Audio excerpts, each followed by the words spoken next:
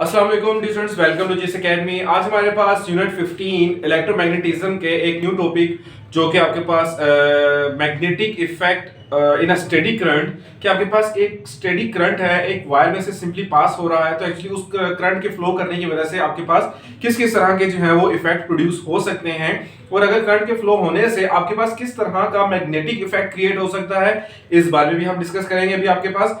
तो स्टार्ट करते हैं वीडियो को।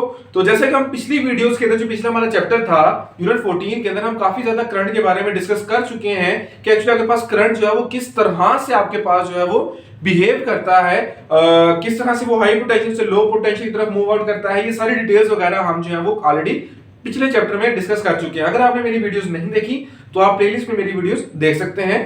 तो आज का जो टॉपिक है उसके अंदर हम देखेंगे कि एक्चुअली अगर किसी वायर में से करंट फ्लो करता है तो as a result of the flowing of the current क्या आपके पास एक्चुअली एज ए रिजल्ट कौन सा ऐसा मैग्नेटिक इफेक्ट है जो कि आपके पास क्रिएट होगा, और एक्चुअली जो मैग्नेटिक इफेक्ट क्रिएट होगा एक्चुअली उसकी नेचर किस तरह की होगी। तो लेट्स सपोज आपके पास एक कंडक्टिंग वायर है, ठीक है। उस वायर को एक मैंने सोर्स के साथ कनेक्ट कर लिया, पीछे एक बैटरी के साथ जो कि आपके पास हाई पोटेंशियल से लो पोटेंशियल की तरफ को करंट को फ्लो करवाएगी। तो कुछ इस तरह से हाई पोटेंशियल से लो पोटेंशियल की तरफ आपके पास जो है वो करंट मूव आउट करेगा।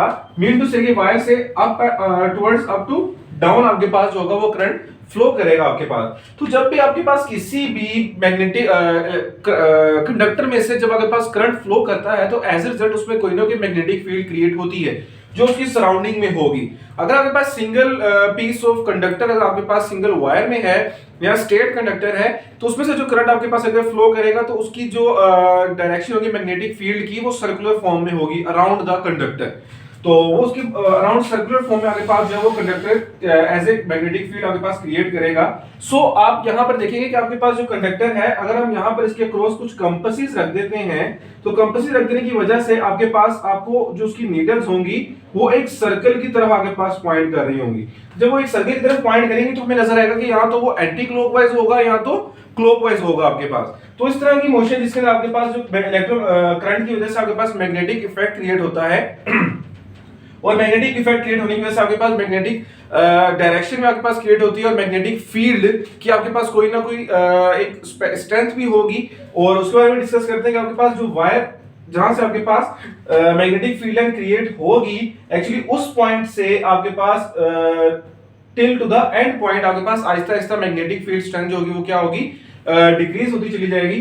तो अब इंपॉर्टेंट फैक्टर ये डिस्कस करते हैं कि आपके पास direction of the magnetic field के बारे में किस तरह से जज किया जा सकता है कि एक्चुअली अगर मैग्नेटिक फील्ड क्रिएट हो भी जाएगी तो एक्चुअली वो क्लॉकवाइज होगी या एंटी क्लॉकवाइज होगी। इस बारे में डिस्कशन स्टार्ट करते हैं। तो जो ये direction of the magnetic field है एक्चुअली वो फाइंड आउट किया जाता है बाय राइट हैंड रूल। जो राइट हैंड रूल होता है एक्चुअली उसके अंदर हम अपने राइट हैंड से उस वायर को ग्रैस्प करेंगे जिस वायर में से आपके पास एक्चुअली में करंट फ्लो कर रहा होगा। अपने राइट हैंड से आपने कंडक्टर को ग्रैस्प कर लेना है, लेकिन आपने एक चीज का ख्याल रखना है कि आपका जो थंब है वो आपके पास करंट की डायरेक्शन में हो, ठीक है। कि जाहिर सी बात है, आपको पता तो होगा कि आपके पास पॉजिटिव टर्मिनल कौन सा, नेगेटिव टर्मिनल कौन सा है, और आपने कौन सी वायर को पॉजिटिव के साथ कनेक्ट किया और कौन सी वायर को आपने नेगेटिव के साथ कनेक्ट किया है। तो अगर आपको पता चल जाए कि पॉजिटिव वायर में से करंट पॉजिटिव पॉइंट से आपके पास वायर में से करंट होता हुआ नेगेटिव पॉइंट पर जाएगा तो एक्चुअली अगर मैं इसको राइट हैंड से ग्रैस्प करता हूं, ठीक है, डायरेक्शन अगर मैं अपने थंब की कहां पे रखूं करंट की डायरेक्शन में, तो आपके पास जो कर्लिंग फिंगर्स होंगी ये एक्चुअली बताएंगे कि आपके पास जो है वो करंट किस डायरेक्शन में होगा, या तो क्लॉकवाइज या तो एंटी क्लॉकवाइज। आपने इस चीज का ख्याल रखना है कि आपके पास थंब जो है वो डायरेक्शन ऑफ द करंट में हो कि आपके पास करंट की डायरेक्शन को इंडिकेट कर रहा हो। तो यहाँ पर दो ही सिचुएशंस हो सकती हैं कि या तो आपके पास इस कंडक्टर में से करंट अप डाउनवर्ड जाएगा या तो अपवर्ड जाएगा। अगर अपवर्ड जाएगा तो मैं अपना थंब जो है वो करंट की डायरेक्शन में रखूंगा और अपनी फिंगर्स को कर्ल कर दूंगा तो मुझे पता चल जाएगा आपके पास जो मैग्नेटिक फील्ड है वो कुछ इस तरह से क्रिएट होगी। तो ये आपके पास राइट हैंड रूल है जिसके अकॉर्डिंग हमारे पास मैग्नेटिक फील्ड की डायरेक्शन हमारे पास फाइंड आउट की जा सकती है। अगर फर्दर देखा जाए आपके पास एक डिफरेंट सिचुएशन भी हमारे पास आएगी जिसके अंदर हमारे पास यही वायर एक स्ट्रेट वायर नहीं होगी जबकि वो एक सोलिनॉइड में कन्वर्ट हो जाएगी। फॉर एग्जांपल आपके सामने डायग्राम में नजर आ रहा है कि एक सोलिनॉइड है, ये एक सोलिनॉइड है, इस सोलिनॉइड के अंदर आपके पास करंट एक पॉइंट से एंटर किया जाएगा जबकि दूसरे पॉइंट से वो एग्जिट सिचुएशन में होगा। तो अगर आपके पास करंट की डायरेक्शन लेट्स सपोज यहां से अपवर्ड है तो कुछ इस तरह से इसकी रोटेशन होगी। तो एज ए रिजल्ट आपके पास यहां पर एक सिचुएशन रखी जाएगी जो कि काफी इंपॉर्टेंट है कि यहां पर इस एग्जांपल को समझने के लिए मैं आपके पास यहां पर एक सिनेरियो क्रिएट करता हूं कि आपके पास लेट्स सपोज मल्टीपल वायर्स हैं, हर एक वायर में से करंट फ्लो कर रहा है, लेट्स सपोज डाउनवर्ड फ्लो कर रहा है।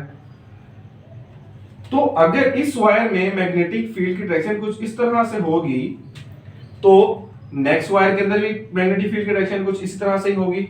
इसी तरह से फर्दर आपके पास जितनी भी वायर्स होंगी उनके अंदर मैग्नेटिक फील्ड की डायरेक्शन क्या हो जाएगी, सेम। तो हमें नजर आ रहा है कि पिछली जो मैग्नेटिक फील्ड है वो अगली मैग्नेटिक फील्ड को क्या कर देगी, सम अप करेगी, सपोर्ट करेगी, उसे पावर अप कर देगी। तो इस तरह से ये दोनों मिलकर अपने नेक्स्ट वाले को और फिर नेक्स्ट और फिर एज रिजल्ट हमारे पास जो है वो एक स्ट्रॉन्ग मैग्नेटिक फील्ड क्रिएट होगी। तो अब क्या होगा कि हमारे पास यहां पर एक सिनेरियो क्रिएट होगा कि सम अप होने की वजह से आपके पास यहां पर एक मैग्नेटिक फील्ड क्रिएट होगी जो कि एक नॉर्थ पोल और दूसरे को as a south pole indicate करेगी, एक को नॉर्थ पोल जबकि दूसरे को साउथ पोल के तौर पर इंडिकेट करेगी। और ये एक्चुअली किस तरह से होगा कि आपने अपनी फिंगर्स को जो है वो करंट की डायरेक्शन में कर्ल कर लेना है। In the terminology of the solenoid, अगर सोलिनॉइड की बात की जाए तो आप जिस डायरेक्शन में आपके पास करंट मूव हो रहा है, अगर आप उस डायरेक्शन में अपनी फिंगर्स को कर्ल कर लेते हैं तो thumb will indicate the north pole. आपके पास जो थंब होगा वो नॉर्थ पोल को इंडिकेट करेगा एज ए रिजल्ट। तो इस तरह से सोलिनॉइड के अंदर एक पॉइंट जो होगा आपके पास नॉर्थ पोल जबकि दूसरा आपके पास as a result south pole के तौर पे बिहेव करेगा। और जैसे कि हमें इस चीज का पता है कि आपके पास नॉर्थ पोल से मैग्नेटिक फील्ड लाइन निकल कर किस तरफ जाती है, साउथ पोल की तरफ। तो इस तरह से हमारे पास एक प्रॉपर मैग्नेट जो कि एज ए बार मैग्नेट के तौर पे बिहेव करेगा। कि आपके पास एक बार मैग्नेट जो कि आपने अक्सर लेबोरेटरीज में देखा होगा कि उसमें आपके पास एक एंड पे नॉर्थ पोल होता है जबकि दूसरे एंड पे आपके पास क्या होता है, साउथ पोल। तो नॉर्थ पोल से आपके पास मैग्नेटिक फील्ड लाइन निकलकर किस तरफ जाती हैं, साउथ पोल की तरफ। तो सेम ये आपके पास सोलिनॉइड भी एज ए बार मैग्नेट के तौर पे ही बिहेव करेगा, जिसके अंदर आपके पास एक एंड पे नॉर्थ पोल क्रिएट हो जाएगा जबकि दूसरे एंड पे आपके पास कौन सी पोलैरिटी होगी, साउथ पोल की पोलैरिटी होगी। तो आज हमने देखा कि आपके पास राइट हैंड रूल जो है वो किस तरह से सोलिनॉइड के अंदर और किस तरह से एक स्ट्रेट वायर के अंदर जो है वो मैग्नेटिक फील्ड का इफेक्ट क्रिएट किया जाता है with the help of the flowing of the current. कि आपके पास करंट अगर फ्लो किया कर रहा है किसी भी कंडक्टर में से, अगर तो वो स्ट्रेट वायर है सो इट मींस कि उसके अराउंड सर्कुलर फॉर्म में मैग्नेटिक फील्ड क्रिएट होगी। अगर वो एक सोलिनॉइड है तो आपके पास एक एंड पे नॉर्थ जबकि दूसरे एंड पे आपके पास साउथ पोल क्रिएट हो जाता है। ये कुछ आपके पास कंडक्टर में से करंट फ्लो करने की वजह से मैग्नेटिक फील्ड की क्रिएशन की एक नेचर है। तो आई होप सो आपको आज का टॉपिक क्लियर हुआ होगा। इंशाल्लाह आपसे मुलाकात करते हैं नेक्स्ट वीडियो में। नेक्स्ट वीडियो अपना ख्याल रखें। खुदा हाफिज।